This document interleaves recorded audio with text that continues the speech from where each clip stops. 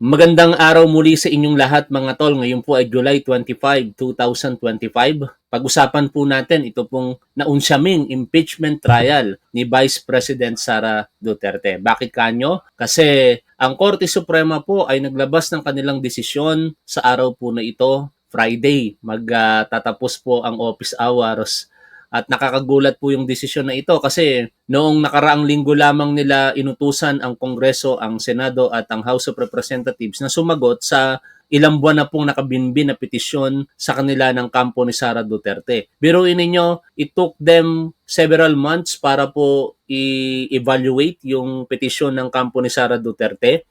Tapos, hindi man lang yata nila in-evaluate yung sagot ng House of Representatives sa mga ilang bagay na pinunto po nito. And ngayon, sinabi po nila na unconstitutional ito pong impeachment complaint kay Sara Duterte sa basihan po na ito po ay lumabag sa 1-year bar rule at sa paglabag daw po sa due process nitong si Sara Duterte, no? Yan po yung mga argumento ng kampo ni Sara Duterte, naging argumento din po ng mga resolusyon na inihain ng mga senador na kumakampi po kay Sara Duterte noong 19th Congress. Basahin po natin ang balita kaugnay po niyan. Nakalagay po dito, Supreme Court, impeachment complaint versus Sara Duterte unconstitutional. The Supreme Court has ruled that the impeachment complaint against Vice President Sara Duterte is unconstitutional. In a unanimous decision today, July 25, 2025, the Supreme Court en banc declared the articles of impeachment against Vice President Sara Duterte unconstitutional. Alam niyo po ba kung sino-sino ang mga justices na bumoto para po dito? Ito po yun, no? Sandali, saan ko ba nakita yon kay Teatan? Sila po yung 15 mga justices, kasama po ang Chief Justice, no? At ang 15 po na yan, 12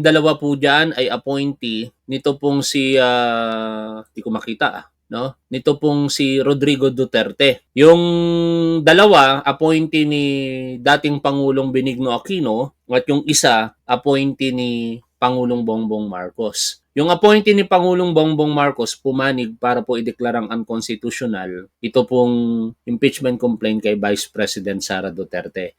Si appointee ng Aquino ay nag-inhibit doon po sa pagboto at yung isa naka-official leave po. Kaya basically, the decision was made ng mga Duterte appointees justices ng Korte Suprema. At kayo na po ang humusga kung anong meron doon po sa decision na yan. Ngayon, sinasabi po ng mga legal expert, ginagalang po nila ang desisyon po ng Korte Suprema, mukhang tiklop lahat sila, pero meron pong mga ilang abogado na naninindigan na meron pong pagkakamali dito ang Korte Suprema bagamat ginagalang po nila. Isa po diyan si Attorney Leila de Lima or Congresswoman Leila de Lima. Nagpahayag po siya ng kanyang saloobin tungkol po sa pagkakataong ito. At basahin ko po yung kanyang binanggit. Pahayag ni Representative Leila M. de Lima, ika-25 ng Hulyo 2025. The Supreme Court's decision today declaring the impeachment complaint against Vice President Sara Duterte unconstitutional is not only unprecedented, it is procedurally questionable. Ito po ay isang hatol na ipinasa ng hindi man lang pinagsalita ang kabilang panig. The House of Representatives, the principal respondent in the case, was not given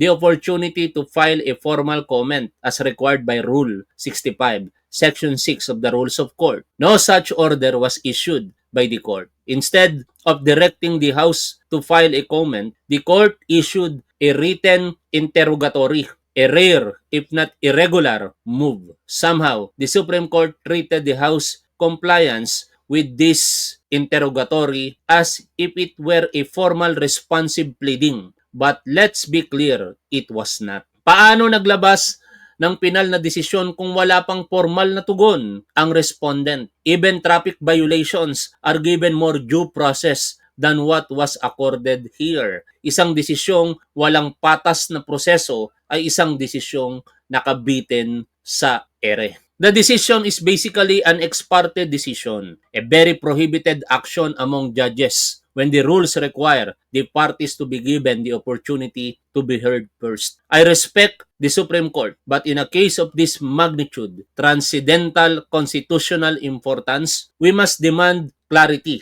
not shortcuts. The public deserves an explanation. The court must account for this serious departure from established rules of procedure. To those discouraged, I understand your dismay. But let me assure you, this is not vindication. This is not exoneration. Walang naburang kasalanan, walang nalinis na pangalan. Technical ang desisyon, ang mga alegasyon ay mananatiling totoo, malubha, at hindi pa nasasagot. We must not let this ruling numb our sense of justice. Hindi tayo dapat masanay sa mga leader na hindi napapanagot. Hindi pa tapos ang laban. Kaya sa lahat ng nagmamalasakit, sa lahat ng nagtatanong, patuloy tayong manindigan. Patuloy tayong magbantay, patuloy tayong manindigan para sa isang gobyernong totoo ang pananagutan. Pahayag po iyan ni Congresswoman Leila De Lima. Alam nyo, kanina naglabas din po ako ng kaunting saloobin tungkol po dito no?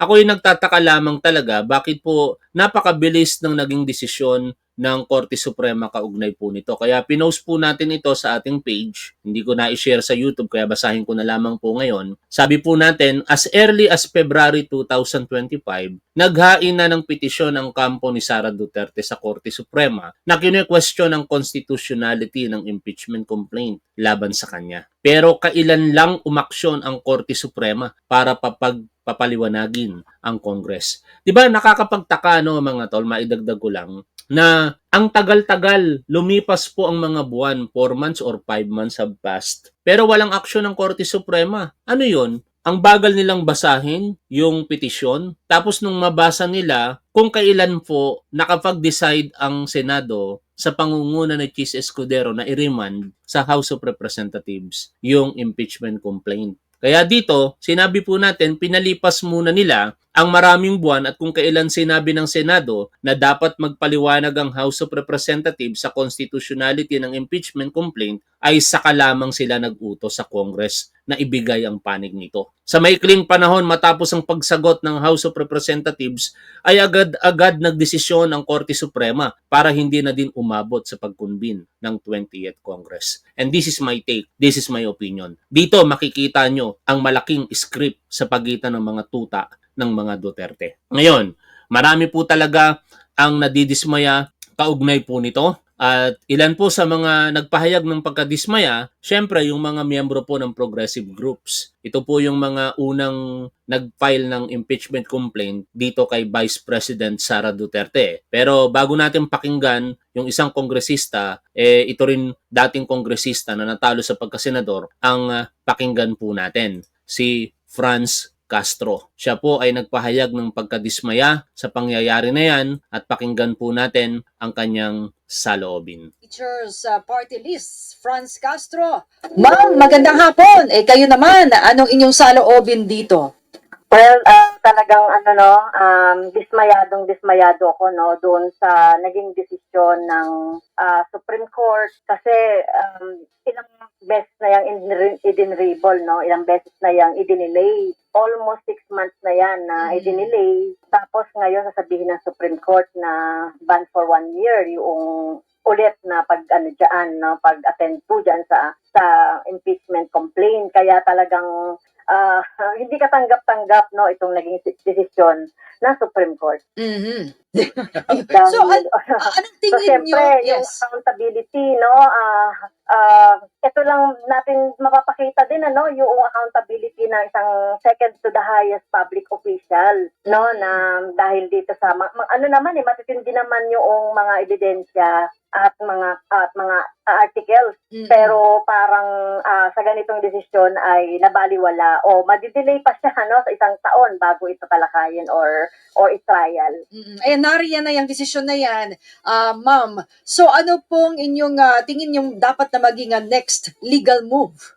Well, tingin ko dito kasi ang naman diyan sa impeachment 4 na ipinasa ng House of Representatives ay mga congressman naman yan 215 na mga representative na pumirma diyan. Tingin ko mag-file ng motion for reconsideration sa Supreme Court doon sa kung Actually, malabo na yung motion for reconsideration kasi ang nag-decide, Korte Suprema din naman. Di ba? Para mo lang sinasabing, uy, i-reconsider mo yung decision mo. Kaya sa isang banda, maganda po yung paninindigan ngayon dito ni Attorney Enzo Recto. Katatapos lamang ng kanyang live pero pinanood ko talaga. At nagustuhan ko po yung kanyang paninindigan sapagkat dito, kahit abogado po siya, hindi po siya nagtatakot na magsalita na mali po ang Korte Suprema. Hindi niya po sinasabi, hindi po siya katulad ng ibang mga abogado na play safe kaagad na porket sinabi ng Korte Suprema, ayaw na po nilang i-exercise yung kanilang karapatan sa pamamahayag. Bago po natin puntahan ang reaksyon ni Attorney Enzo Recto, panoorin muna natin itong balita kaugnay po niyan. Mga Bombo at mga Ka-Star Nation, pansamantalang muna tayong papat lang sa mga regular na palatuntunan ng Bombo Radio Philippines para bigyang daan ng isang mahalagang update kaugnay ng usapin ng impeachment case laban kay Vice President Sara Duterte. Itong hapon lamang mga kabombo, mga Ka-Star Nation, nagpalabas na ng desisyon ang kataas-taasang hukuman kaugnay ng issue ng constitutionality nitong impeachment case na isinampa laban sa pangalawang Pangulo. Sa pangyayari, mga kabombo, ay idiniklara ng Korte Suprema na unconstitutional ang mga artikulo ng impeachment laban kay Vice President Sara Duterte. Ayon sa naging pasya ng kataas-taasang hukuman, nilabag umano ng Kamara de Representantes ang one-year bar rule ng Saligang Batas ng Pilipinas. Ito ay nakasaad na hindi maaaring magsimula ng higit sa isang impeachment proceedings laban sa parehong opisyal sa loob yan ng isang taon. Narito mga kabombo ang ilan lamang sa mga batayan ng naturang desisyon. Ayon sa pahayag ng kataas-taasang hukuman, nagkaroon umano ng multiple complaints at single initiation. Bagamat apat ang isinampang reklamo, isa lamang ang opisyal na initiated at verified complaint sa sinang-ayunan ng mahigit 1/3 ng mga miyembro ng Kamara de Representantes at nagkaroon daw ng kakulangan sa due process. At dito mga kabombo, kinikwestiyon ng kataas-taasang hukuman kung nabigyan ng sapat na panahon ang mga mambabatas upang suriin ang mga ebidensya bago pa man pumirma sa naturang reklamo at hindi ito nangyari outright. At sa panig naman ng Senado, walang jurisdiction daw dahil sa procedural lapses. Hindi umano maaaring ituloy ng Senado ang impeachment trial para sa kasalukuyang panahon. At kaugnay niyan, inisyal na mga reaksyon mula naman sa Senado at Kamara noong mga nakalipas nga na araw, mga kabombo, naglabas na ng mga pahayag at anticipation yung ilang mga opisyal. Ngunit sa araw na ito ay hinihintay pa natin yung mga reaksyon ng mga miyembro ng dalawang kapulungan ng Kongreso. Okay, sana malinaw na po yung balita. Ngayon, pakinggan po natin ang napakagandang argumento ni Attorney Enzo Recto kaugnay po ng desisyon na yan ng Korte Suprema. Dito, sinasabi niya po na ang Korte Suprema ay hindi laging tama at hindi maaaring hindi magkamali. Pakinggan po natin ang kanyang live streaming katatapos lamang. Nangyari na po ang matagal na nating sinasabi.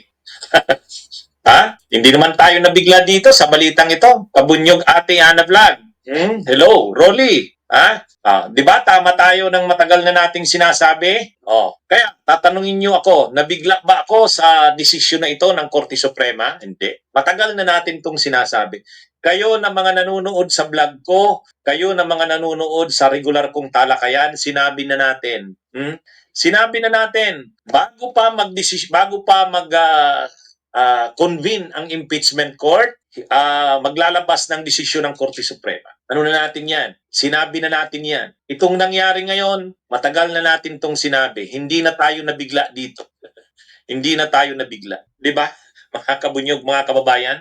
Actually, maraming mga messages tayong na-receive nitong mga nakaraang pagkakataon tungkol sa mga babala na yan. No? Ito, hindi ko na lamang sasabihin sa inyo kung sino po yung source natin. Pero, quote and quote, based on reliable sources, the Supreme Court will declare the impeachment case of Sara as unconstitutional. They plan to release the decision before SONA. As it stands, there are 12 Duterte appointed justices in the Supreme Court. We need to alert the public to preempt this sinister plot. And doon sa last message, which is nag-viral po ito yesterday o nung isang araw, nakalagay po ang mga mensahe, malamang nabasa nyo na po ito. Alert! There is very credible information that the Supreme Court will declare anytime soon that the impeachment case against Sara Duterte is unconstitutional. Spearheading this move are the 12 Duterte-appointed Supreme Court justices, but the ponente is Pinoy-appointed Justice Marvic Leonen, purportedly to gain some credibility from the dilawans. Declaring the impeachment as unconstitutional will preempt the start of the trial, which is scheduled right after the SONA. It is also the reason why Chis Escudero and Joel Villanueva are pushing to delay the starts of the trial to August 4 to give extra income or to give extra time for the SC to come up with its decision. No? Kaya kung matatandaan po ninyo, nag-post po ako sa YouTube at Facebook na, nako, maglalabas po ng desisyon ng Korte Suprema at idedeklarang unconstitutional. Sana hindi totoo. Pero nagkatotoo lahat po ng sinabi sa mensahe. Ang ponente, si Justice Leonen, tapos unanimous ang desisyon ng Korte Suprema at ilalabas bago mag-SONA. Ang SONA po ng ating Pangulo ay sa Lunes na, July 28, 2025. Ngayon, ano po ang stand dito nitong si Attorney Enzo Recto? Again, uulitin ko lamang ayon sa kanya, hindi sa lahat ng pagkakataon tama ang Korte Suprema, hindi sa lahat ng pagkakataon hindi sila pwedeng magkamali. At pinoposisyon niya rin dito na hindi porket legal ay tama. Okay? Nagbigay pa nga siya ng halimbawa. O yung mga nightclub diyan sa labas, 'di ba? May mga babae sa loob, legal 'yon. May business permit. Pero tama ba 'yon? O, yun yung mga example niya. O, pakinggan po ninyo si Attorney Enzo Recto. Oh, kayo ng mga regular kong viewers, di ba tama tayo ng sinabi natin? Ang papatay sa impeachment ay hindi na Senado. Bakit? Bakit hindi na Senado? Kasi ang mga senador politiko. Ang mga politiko, may mga senador, ayaw nila na sila ang papatay ng impeachment kay Sara. Walang problema doon kila yung mga productive black senators. Wala, hindi sila mahihiya. Si Bato, sila Marcoleta, hindi sila mahihiya. Pero mayroon diyang mga senador, ayaw nila. Kaya nga di ba nagsabi si Senadora Risa Hontiveros, mayroon kaming bilang ng mga senador na suportado ang impeachment. Itutuloy yan. Ayaw ng mga senador kasi kung ikaw, buboto ka para i-dismiss ang impeachment ni Sara, yung mga para sa impeachment ni Sara, hindi mo na makukuha ang support. So ayaw nila. So ngayon, anong ginawa? Gumapa ngayon. Nagkaroon ngayon ng pagbabago sa Mas maganda ngayon, Korte Suprema na ang pumatay ng impeachment. Bakit? At least, pag Korte Suprema ang pumatay ng impeachment, Pag Korte Suprema ang pumatay ng impeachment, playing safe ang Senado. Siyempre, sasabihin ng Senado, Simply stated, pag Korte Suprema ang pumatay ng impeachment, wala silang pananagutan sa tao di ba? Wala silang aalalahanin na gaganti ang tao sa kanila. Hindi naman sila binoboto ng tao Unlike kung mga senador, mag-iisip yung mga yan sa 2028. Delikado tayo. Pero wag nating kalilimutan na kaya po nagka-delay po ng ganito dahil po doon sa 18 senador na bumoto po para i-remand ang impeachment kay Sara Duterte sa House of Representatives. At ipapaalala ko lamang po sa inyo kung sino-sino po ang mga senador na ito. Ang mga senador po na tinutukoy natin, yung iba po tapos na ang kanilang panunungkulan, pero ang mga aktibo ay ang mga babasahin ko pong senador. Senators Pia Cayetano, JB Ejercito, Ronald De La Rosa, Francis Escudero, Bongo, Jinggoy Estrada, Lito Lapid, Loren Legarda, Amy Marcos, Robin Padilla, wala na siya, Rapi Tulfo, Joel Villanueva, Mark Villar, Alan Cayetano, Mig Subiri. Sa 2028, ang ilan po sa mga ito ay re-electionist, katulad po ni JB Ejercito, si Francis Escudero, si Jinggoy Estrada, si Loren Legarda, si Robin Padilla, si Rapi Tulfo, si Joel Villanueva, si Mark Villar, si Mig Subiri, at saka si Alan Peter Cayetano. Huwag po nating kalilimutan ang mga pangalan na yan kasi sila po ang dahilan kung bakit po lalong nagka-delay. Kung hindi po nila ni-remand sa House of Representatives noong June 10, 2025, ang sitwasyon na yan, sana nagkaroon pa ng pagkakataon na masimula na ang trial. Kasi nakapag-convene na ang impeachment court Pero dahil na-remand, hindi nakapagsimula ang trial at nabigyan ng pagkakataon ngayon ng Korte Suprema para po makapag-decide sila eventually at i-declare na unconstitutional ang impeachment complaint laban kay Sara Duterte. Again, wag po ninyong kalilimutan ang mga binanggit ko pong pangalan ng mga senador. Tuloy po tayo sa pakikinig dito po kay Attorney Enzo. wala kaming magagawa Hindi na kami magko-convene bilang impeachment court. Susundin namin. Susundin namin susundin namin ang desisyon ng Korte Suprema. 'Di ba? Ganyan lang naman 'yan. Kaya makikita na natin dito, ang tagal na dinelay ni Chis Escudero. ang tagal ng dinelay ni Chis Escudero ito. February 5 na i-file na sa Senado. Kung sinunod yung trial shall proceed forthwith, wala ito. Kahit sabihin ng Korte Suprema, kahit makialam ang Korte Suprema, hindi na pwede kasi nagsimula na yung impeachment. Kumbaga, ang mangyayari, magpo-proceed na yung impeachment. Later, sabihin man ng Korte Suprema na unconstitutional, wala na yon. Samantalang dito, na-delay yung impeachment, ang tagal ng impeachment na na-delay, tapos nang pinasimulan ngayon, dinelay na naman. Tuloy nga, sinabi na natin yan nung isang araw. Bago mag-convene ang Senado, sa July 28, lalabas na ang desisyon ng Korte Suprema. Sinabi yan ni retired Senior Associate Justice Carpio, yun ang pananaw niya. Yan din yung post ni Antonio Montalban na diniscuss din natin. Yan din yung pinag-usapan namin ni Ronald Llamas sa aming talakayan na talagang ang posibilidad nito maglalabas ng desisyon ng Korte Suprema. So ngayon, ito na nga, naglabas na. Bakit? Bakit? Para hindi na mag-convene ang Korte Suprema. Kasi kung magko-convene ang Korte Suprema, Nagkamali lang siya, Ang tinutukoy niya po diyan ay ang Senado. para hindi na mag-convene ang Senado. Kasi kung magko-convene ang Senado, hahaba pa yan. Hindi nila pwedeng hindi nila pwedeng ayaw ng mga senador na patayin ng impeachment. Sila Chis kaya. Sila Marcoleta. Pero yung ibang mga senador, halimbawa yung magkapatid na Tulfo, openly na nagsabi, para sila sa pagpapatuloy ng impeachment trial. Lahat halos ng senador. So hindi makukuha yung majority vote. Sinabi na yan ni Risa Hontiveros. Sandali lang, Kaya- singit natin to, yung naninindigan di umano, ito pong si Senator Bam Aquino na dapat mag-proceed ang impeachment sa kabila ng desisyon po ng Korte Suprema. Na naman si Senador Bam Aquino iginiit na dapat na ipagpatuloy pa rin ang impeachment case laban sa Vice Presidente. Narito ang balitang kumpirmado sigurado mula sa Senado, hatid ni Radyo Patrol Robert Mano. Kayo Robert. Tony, matibay ang paninindigan ni Senator Bam Aquino na dapat ipagpatuloy ang impeachment trial bilang co-equal branch. Malinaw niya ang mandato ng konstitusyon at kapangyarihan ng Senado kaya nararapat na irespeto ang proseso ng impeachment.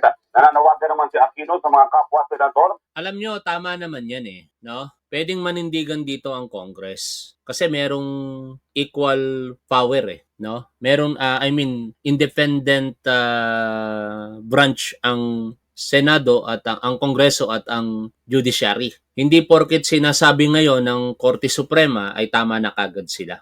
Kung maninindigan, magkakaroon talaga ng constitutional crisis dito. Pero mukhang malabo pong mangyari yon kahit sinasabi po nitong si Senator Bam Aquino. Dahil alam naman natin, in the first place, ang dahilan nga kung bakit nakapag-decide ang Korte Suprema dahil din sa Senado. Dahil po sa pamumuno nito pong si Chis Escudero. Kaya kung ayaw ni Chis Escudero at ng majority ng mga senador, wala rin mangyayari sa kagustuhan nitong si Bam Aquino. Paano ngayon yan? Mukhang yung papatay lang ng impeachment sa Senado, sila Marcoleta, sila Padilla, hindi makukuha ang bilang na required. Malalagay pa sa alanganin ang mga senador na susuporta sa pag-dismiss kasi kakandidato sila sa 2028. So, naghanap ngayon ng ibang paraan. Ito na yon. Alam naman natin, ang Korte Suprema, hindi naman basta-basta yan makikialam sa ganyan. Iniiwasan ng Korte Suprema na basta-basta na lang mag-i-intervene sa mga ganyang usapin. Pero bakit nakialam? Bakit nakialam? Kasi 12 sa kanila, appointee ni Rodrigo Duterte. Di natin sinasabing bias sila, pero parang gano'n na nga. Bakit ngayon, biglang-bigla ang Korte Suprema, nakialam, kaagad-agad? Diba? At hindi na hinintay yung pag-open ng impeachment court. Hindi na. Bago pa mag-convene ang impeachment court, ito na, nagdesisyon na ang Korte Suprema. Ano ito mga kabunyog? Sinabi na natin ito nung isang araw. Inaasahan na natin to. Wala naman. Kaya ngayong natin, di ba? Sana noong July 22, magrarally sana tayo. Speaking of pagsasalita ng taong bayan, maganda po yung suggestion ni Professor Antonio Contreras. Basahin po natin. Meron po siyang suggestion to Antonio Contreras. Basahin po natin ito mga tol. Okay? Nasaan na yung banda? An hour ago Ay, di ko makita bigla. Ito. Sabi niya po dito, hindi pa tapos ang laban. Gidalit lang lalo ang bayan. Kaya dapat magkaisa ang lahat at magmobilisa. Ngayon pa lang ay dapat nag-oorganisa na lahat ng pro-impeachment forces. Kaya naman tayo nauuwi sa ganito kasi nagkanya-kanya Yung Makabayan Block, may punto siya rito may Pinail, tapos may Pinail din ng Akbayan Allies, tapos yung iba pang civil society groups. Kung nakapag-antay nga lang yung tatlo mga tol ayaw kasi nila magtiwala sa liderato ng House of Representatives. No, kung nakapag-antay lang sila, di sana yung ika-4 na impeachment complaint na pirmado ng 250 na kongresista ang nagwagi. Wala sanang issue ng ganito. Anyway, past is past. Wala na tayong magagawa doon. Pero sana lesson learned, Huwag pa una-una. Huwag nagmamagaling.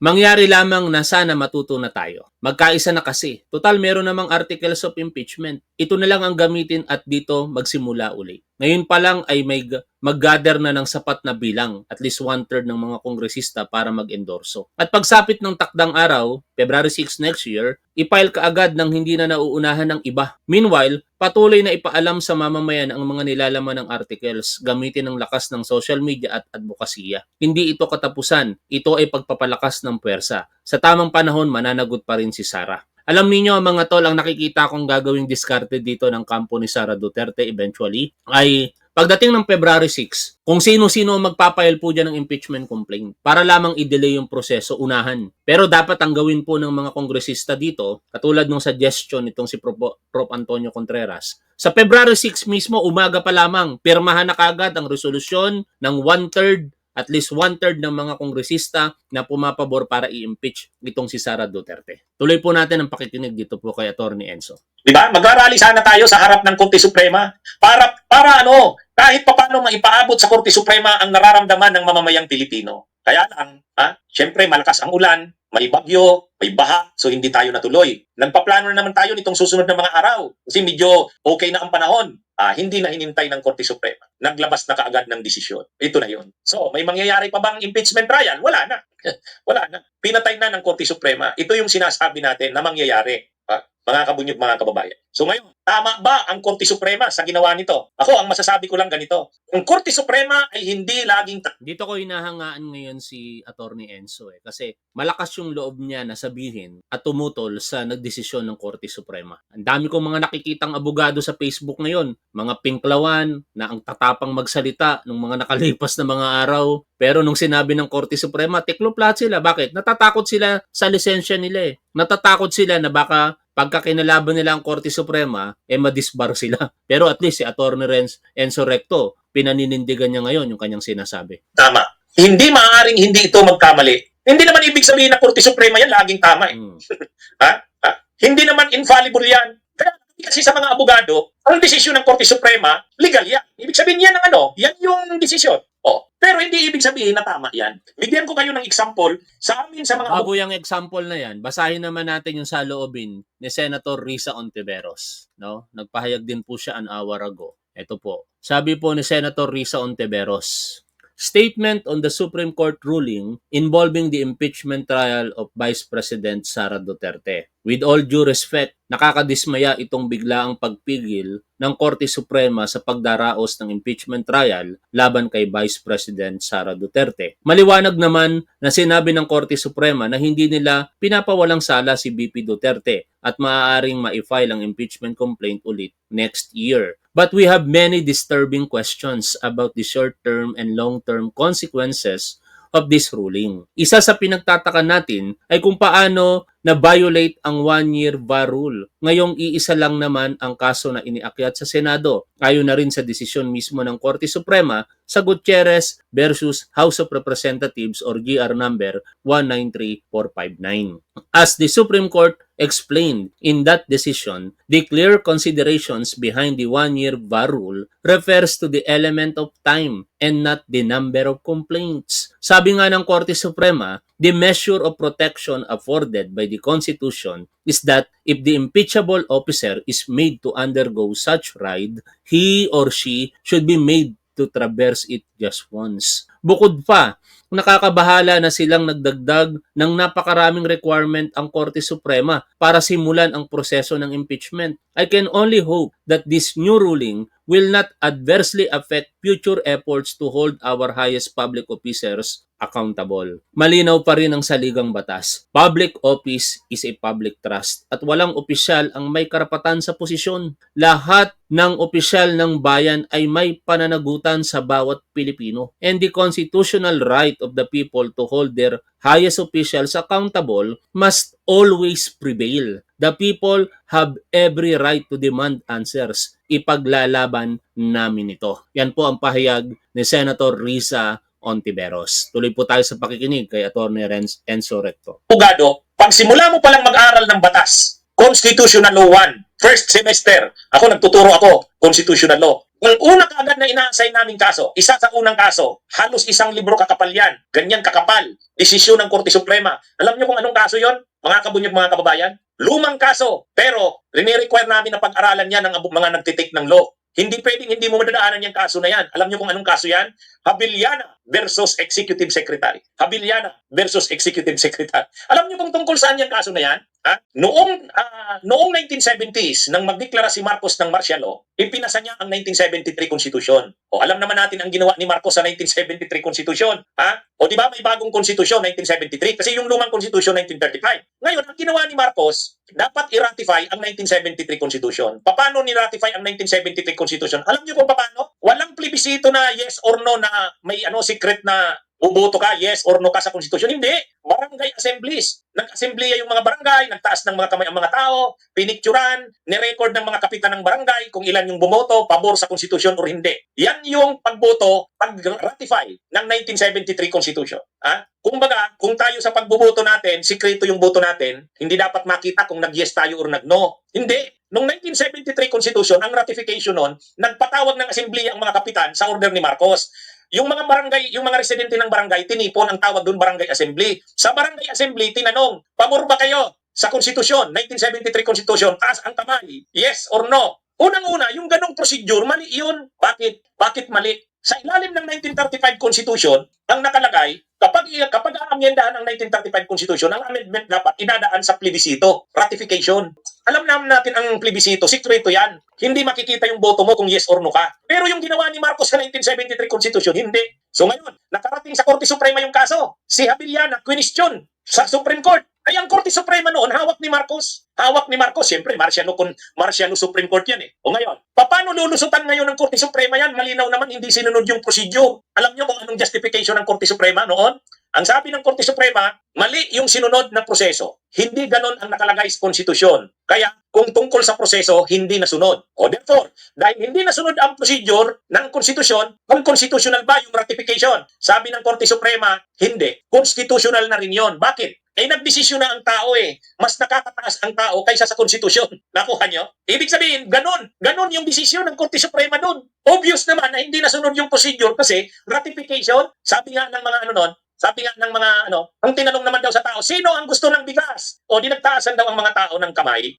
Kaya ang lumabas doon sa ratification ng konstitusyon sa pamamagitan ng barangay assemblies, majority o malaking mayorya, overwhelming majority, ni-ratify ang konstitusyon, yung 1973 Constitution. Ngayon, mali ba yun? Ay sinabi ng Korte Suprema, tama daw yun. Okay na daw yun kasi kahit hindi naman nasunod ang konstitusyon, okay na yun kasi tao na rin ang nagdesisyon. O di ganon. So sa loob ng mahabang panahon, yun ang sinusunod na batas. Yun ang sinusunod na doctrine. Kaya ang tawag doon sa amin sa mga abogado, ratification cases. So, tama ba ang ginawa ng Korte Suprema? Mali. Mali ang ginawa ng Korte Suprema. Doon sa sinasabi kong case ng Habiliana versus Executive Secretary. Mali. Obvious na mali. Kaya lang, anong magagawa mo? Yan ang desisyon ng Korte Suprema eh.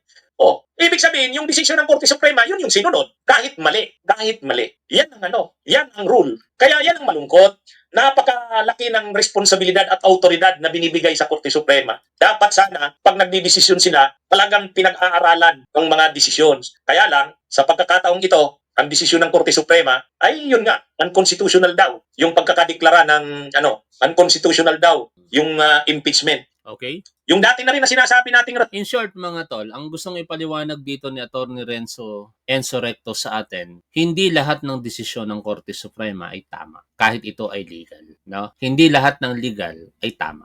Sa huli, dapat tao ang manaig. But unfortunately dito, hindi naman natin maipaglalaban na tayo ang dapat manaig kasi wala namang botohang mangyayari dito. Pero sana mapakinggan yung public clamor.